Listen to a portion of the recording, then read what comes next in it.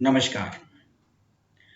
मैं डॉक्टर गिरीश पंड्या अंतर भारती के इस गरिमामय शिक्षक उत्सव में आप सभी विद्वत जनों के बीच सांस्कृतिक और पौराणिक नगरी उज्जैनी से ऑनलाइन उपस्थित हूं। शिक्षण के क्षेत्र में 24 वर्ष व्यतीत करने के बाद जो किंचित अनुभव प्राप्त किया है, उससे बहुत ही विनम्रता के साथ अपनी बात रखने का प्रयास करता हूं। सामाजिक निर्माण के किसी भी दौर को हम देख लें तो शिक्षकों के मार्गदर्शन में अनगिनत विद्यार्थियों द्वारा अपने जीवन को तराशने के कई कीर्तिमान देखने को मिल जाएंगे। एक स्वर्णिम इतिहास है जिससे यह सिद्ध होता है कि विभिन्न कालखंडों में शिक्षकों ने ही अपने विद्यार्थियों के जीवन को नई दिशा और दशा प्रदान करते हुए उन्हें न सिर्फ भटकाव से बचाया है, बल्कि सामाजिक निर्माण में अपनी महनीय भूमिका और महत्वपूर्ण भूमिका निभाई है। किंतु जब समाज में भटकाव का दौर कुछ ज्यादा महसूस हो, तब विद्यार्थियों के जीवन को रचने का, उनके जीवन को गढ़ने का जो दायित्व है, वो शिक्षकों पर और अधिक बढ़ जाता है। शिक्षक के दायित्व की बात आज हम उस दौर में कर रहे हैं जब शिक्षण एक डिजिटल स्वरूप में प्रवेश कर रहा है। यदि आज इस बदलते दौर में भी शिक्षक सिर्फ सिलेबस की पूर्णता को अपने शिक्षण के कर्तव्य की इतिश्री मान ले, मतलब वो मान ले कि मैं जो क्लासरूम में पढ़ा रहा हूं, जो सिर्फ सिलेबस को पूर्ण कर रहा हूं, वही मेरा संपूर्ण शिक्षण है, तो यकीन मानिए कि ऐसा करके हम सबसे बड़ी भूल कर रहे हैं। क्योंकि प्रत्येक विषय वस्तु और संपूर्ण पाठ्यक्रम के जो कंटेंट है, वो इंटरनेट के खुले संसार में ऑडियो के रूप में या वीडियो के रूप में हर जगह पर और हर समय पर उपलब्ध है। तो ऐसे में एक शिक्षक से अपेक्षा बढ़ जाती है कि वह अपने विषय के प्रति इतने जानकार हो, इतने अपडेट हो, इतने जागरूक हो कि वह विद्यार्थियों को कुछ ऐसा दे सके जो इंटरनेट की दुनिया में उन्हें नहीं मिल पा रहा है। जब विद्यार्थियों को यह महसूस होना शुरू हो जाता है कि मेरे शिक्षक के पास ऐसा बहुत कुछ है जो मुझे बाहर के इंटरनेट की आभासी दुनिया पर नहीं मिल रहा है, या उससे ज्यादा मिल रहा है, या उससे हटकर मिल रहा है, तब उसका अपने शिक्षक पर विश्वास होना शुरू हो जाता है। और मुझे लगता है कि विद्यार्थी का विश्वास हासिल करना यह शिक्षक की पहली जीत होती है। क्योंकि एक शिक्षक अपने विद्यार्थियों को बहुत कुछ देना चाहता है, किंतु वह विद्यार्थी अपने शिक्षक की बात मानकर, बल्कि अक्षरशः बात मानकर उनका अनुसरण करें, इसके लिए आवश्यक है कि पहले शिक्षक अपने विद्यार्थी पर विश्वास प्राप्त करें। हम ऐसा भी कह सकते हैं कि विद्यार्थियों को नैतिक मूल्य या संस्कारों की घुट्टी पिलाने की जो सबसे पहली आवश्यकता होती है, वो ये होती है कि विद्यार्थी हम पर विश्वास करना शुरू कर दे। कहते हैं ना कि विद्यार्थी का जो जीवन है वो एक मिट्टी की तरह है, कच्ची मिट्टी की तरह,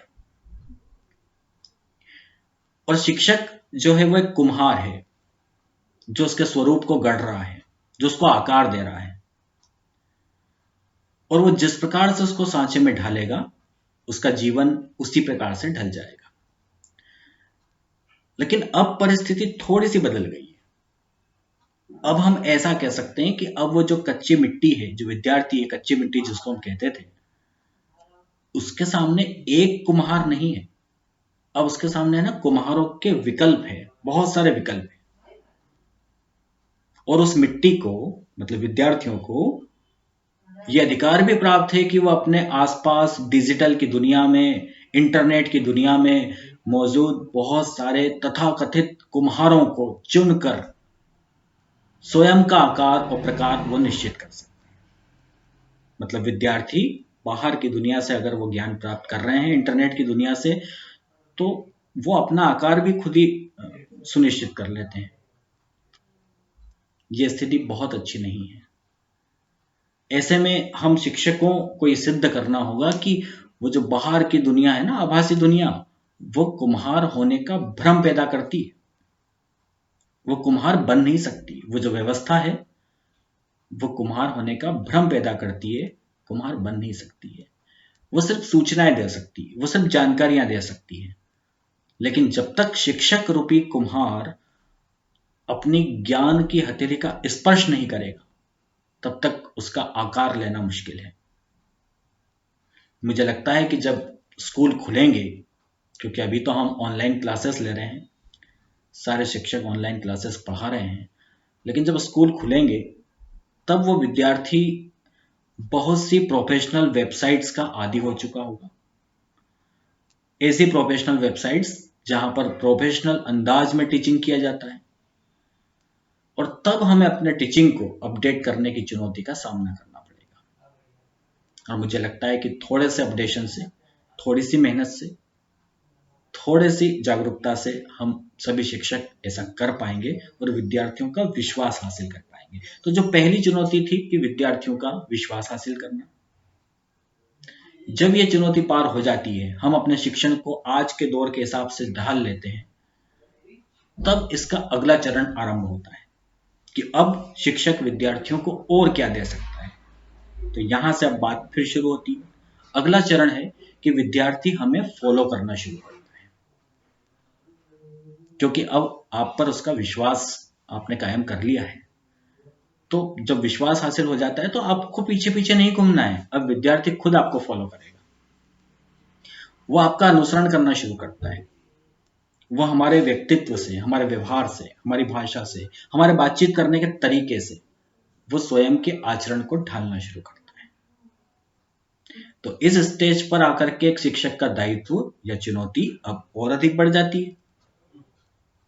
मसलन उसके एक प्रश्न के 2 बार पूछने से या 3 बार पूछने से हम उत्तेजित होकर के या क्रोधित होकर के अपना व्यवहार प्रदर्शित करते हैं, और अगले दिन हम उसको धैर्य सिखाने का प्रयास करते हैं। हम उसे कहते हैं कि तू धैर्य रख, तो तय मानिए कि हम उसको इस प्रकार से तो धैर्य नहीं सिखा सकते हैं, क्योंकि हमें भी धैर्यवान बनना होगा। तभी विद्यार्थियों को हम धैर्य का पाठ पढ़ा पाएंगे, उसका संदेश हम दे पाएंगे। और विद्यार्थियों में धैर्य न होने का परिणाम तो आप सभी को पता ही है। जरा सी असफलता से विचलित होकर के कई विद्यार्थी अपनी जीवन लीलाएं भी समाप्त कर रहे हैं। सहनशीलता का भाव न होने के कारण आए दिन हर छोटी बात पर विवादों के मामले सामने आ जाते हैं। ये सब अब आम बात हो गई है। यदि हम संपूर्ण व्यवस्था में, संपूर्ण समाज में सहनशीलता के गुणों का वास करवाना चाहते हैं, धैर्य के गुण देखना चाहते हैं, तो ये आरंभ हमें अपने विद्यार्थियों से करना पड़ेगा। एक शिक्षक विद्यार्थियों में धैर्य का, सहनशीलता का पाठ पढ़ाकर समाज को बहुत कुछ दे सकता है। शिक्षक अपने विद्यार्थियों को निश्चित रूप से समय का अनुपालन करना और अनुशासन में रहना सिखा सकते हैं, लेकिन शर्त यही है कि शिक्षक को भी क्लासरूम में निर्धारित समय पर आना होगा। यह त्याग तो करना पड़ेगा, हमें अपने आचरण में तो उसको ढालना पड़ेगा। एक शिक्षक अपने विद्यार्थियों को सहज रहना, सरल रहना, आडंबर मुक्त रहना, यह सिखा सकता है। लेकिन इसके बदले में शिक्षक को एक त्याग करना पड़ेगा कि स्वयं भी अपने रहन सहन में सहजता का भाव रखे। भाई, अभी तक तो ये कहा जाता था कि शिक्षक की वेशभूषा गरिमामय होना चाहिए, लेकिन अब बात वेशभूषा से थोड़ी और आगे निकल गई है, क्योंकि अब सोशल मीडिया का जमाना है। आज लगभग हर शिक्षक अपने विद्यार्थियों के बड़े समूह से किसी न किसी सोशल मीडिया के ग्रुप्स से जुड़े होते हैं। तो अब अपेक्षाएं और अधिक बढ़ जाती है कि शिक्षक सोशल मीडिया पर किए जाने वाले अपने पोस्ट को भी गरिमामय रखे। सोशल मीडिया पर स्वयं के लगाने वाले फोटोग्राफ्स या वीडियोस या आपके द्वारा की गई अन्य पोस्ट, ये सब भी गरिमामय होना चाहिए। मतलब अब बात सिर्फ वेशभूषा तक नहीं है, बल्कि सोशल मीडिया पर भी आपका आचरण, आपका व्यवहार, इसका आकलन विद्यार्थियों द्वारा किया जा रहा है। विद्यार्थी द्वारा लगातार आपको आत्मसात किया जा रहा है, क्योंकि आपने उनका विश्वास हासिल कर लिया है।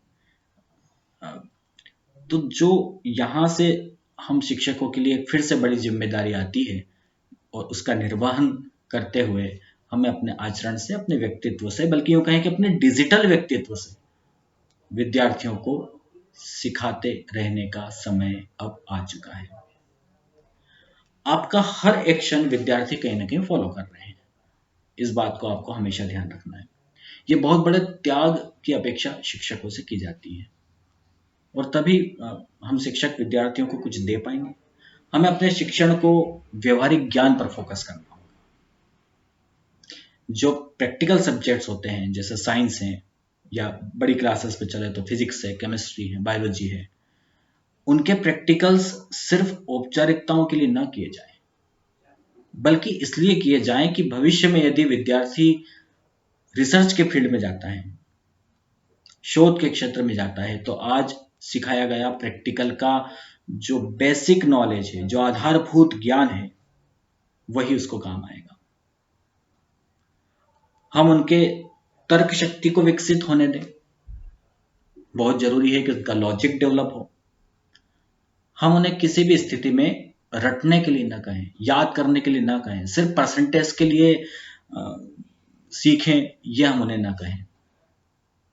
हम क्लासरूम में उनकी संवाद की क्षमताओं का विस्तार करें। हम अपेक्षा करें कि हम जो पढ़ा रहे हैं वो सिर्फ सुने नहीं, बल्कि वो संवाद से, वो बातचीत से आपसे प्रश्न पूछे। मतलब उनमें तर्क करने की क्षमता उत्पन्न हो, उनमें शोध की वृत्ति जागृत हो। आपके विषय विशेष को लेकर किस किस दिशा में शोध कार्य हो रहा है, इन सब बातों से उन्हें अवगत कराएं। आपके विषय के अनुसंधान के क्षेत्र में क्या क्या बाधाएं आती है, क्या क्या सुविधाएं अपने देश में या क्या क्या विकल्प शोध के लिए मौजूद हैं, उससे अवगत कराएं। हमें चाहिए कि हम उन्हें जिज्ञासु बनाएं, ताकि भविष्य में यदि कोई सेब किसी वृक्ष से नीचे गिरता है और नीचे गिरकर फिर किसी नए गुरुत्वाकर्षण बल की खोज का कारण बनता है, तो इस बार का जो न्यूटन है वो हमारे अपने विद्यार्थियों में से हो। बस इसी भाव के साथ, इसी ध्येय के साथ और इसी उद्देश्य के साथ हम अपने विद्यार्थियों को शिक्षित और दीक्षित करें, उनके मस्तिष्क को एक नई वैज्ञानिक दृष्टि प्रदान करें, उनमें मानवीय दृष्टि भी प्रदान करें। ये बहुत खास बात है। यदि विज्ञान के शिक्षक ये सिखा सकते हैं कि आग किस प्रकार जलती है, तो विज्ञान के वही शिक्षक उनमें वो विवेक भी दें कि उस आग का उपयोग किसी का घर जलाने में नहीं करना है, बल्कि किसी के घर का चूल्हा जलाने में करना है। सबसे खास बात जो हम शिक्षकों का दायित्व है कि हम अपने विद्यार्थियों में सामाजिक दायित्व का बोध पैदा करें। ये बहुत आवश्यक गुण है। सामाजिक दायित्व का बोध उनमें जागरूक करना, ये हम शिक्षकों का दायित्व होना चाहिए। आप पूछिए किसी विद्यार्थी से तो वो कहेगा कि मैं इंजीनियर इसलिए बनना चाहता हूं ताकि अच्छा पैकेज मिले, अच्छा पैसा मिले। क्यों भाई? शिक्षा का ये उद्देश्य कब से हो गया? आप सिर्फ अपना ही पेट भरें, ये शिक्षा का उद्देश्य कैसे हो गया? आप उससे कहिए कि आप इंजीनियर इसलिए बनना चाहते हैं क्योंकि आप आपके कौशल से, आपके हुनर से, आपके ब्रेन से समाज का विकास कर सके। आप एक आईएएस अधिकारी इसलिए बनना नहीं चाहते हैं कि लोग आपको सलाम करें या आपके आगे पीछे घूमें या आपके पास पावर हो, शक्ति हो। नहीं, बल्कि आप आईएएस ऑफिसर इसलिए बनना चाहते हैं कि आप देश की सेवा करें, आप समाज में खुशहाल व्यवस्था बनाने में अपना महत्वपूर्ण योगदान दें। देखिए, पैसा सेकेंडरी है, ये बात हमें अपने विद्यार्थियों को बताना पड़ेगा। पैसा तो आपके पास अपने आप आ जाता है, लेकिन आप जो भी करें वो देश हित के लिए हो, जनहित के लिए हो, समाज हित के लिए हो। आप डॉक्टर इसलिए बनना नहीं चाहते हैं कि इस लाइन में खूब पैसा है, बल्कि इसलिए बनना चाहते हैं कि आप देश के लोगों को, इस समाज को स्वस्थ करें। आप वकील भी इसलिए बनना नहीं चाहते हैं कि आप आपके क्लाइंट से खूब फीस वसूल सके, बल्कि इसलिए बनना चाहते हैं कि जब भी कोई न्याय की बात हो, न्याय दिलाने की बात हो, तो लोग गर्व से आपका नाम लें, आपको दुआएं दें, आपको आशीर्वाद दें, और बाकी चीजें अपने आप आ जाती हैं। आप सिखाइए कि जब जीवन में आए हैं तो सिर्फ खुद के लिए खाया पिया और चले गए, ये कोई जिंदगी नहीं है। जिंदगी वो है जो आप दूसरों के लिए जीते हैं। हमें उनको बताना होगा कि हमें जितनी आवश्यकता है उतना ही हमें लेने का अधिकार है, उतना ही हमें लेना चाहिए, और उससे ज़्यादा की जब आप मांग करते हैं तो वहाँ पर निराशा भी हाथ लगती है, असफलताएं भी हाथ लगती है, और तनाव के क्षेत्र से भी हम गुजरते हैं। तो जिस दिन शिक्षक ने विद्यार्थियों को ये बोध कराना शुरू कर दिया, तो समझ लीजिए कि देश की आधे से अधिक समस्याएं अपने आप समाप्त हो जाएगी। आप विद्यार्थियों के भविष्य को तो संवार ही रहे हैं, उनके परिवार को भी एक नई दिशा में ले जा रहे हैं, बल्कि समाज को भी आप एक नई दिशा की तरफ लेकर के जाएंगे।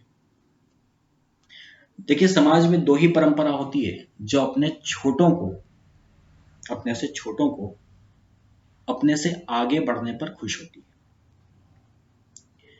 एक पिता है जो अपने बच्चों के आगे बढ़ने पर खुश होते हैं, और एक शिक्षक है जो अपने विद्यार्थियों की सफलता पर, उनके आगे बढ़ने पर, बल्कि शिक्षक से भी आगे निकल जाते हैं कई बार, तब भी वो शिक्षक उनकी सफलताओं को देख करके खुश होते हैं।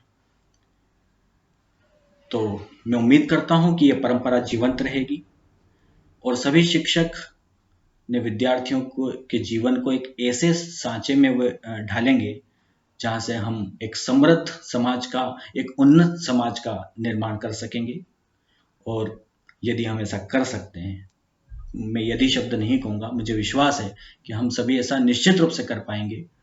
और ऐसा होने के बाद निश्चित रूप से जो हमारे एजुकेशनल इंस्टीट्यूशंस हैं, जो हमारी यूनिवर्सिटीज़ हैं, वो संपूर्ण विश्व में अपने उच्चतम शिखर पर होंगे।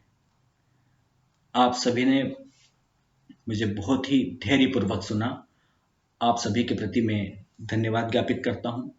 अंतर भारती के प्रति भी धन्यवाद ज्ञापित करता हूँ, जो उन्होंने मुझे अपनी बात रखने का अवसर दिया।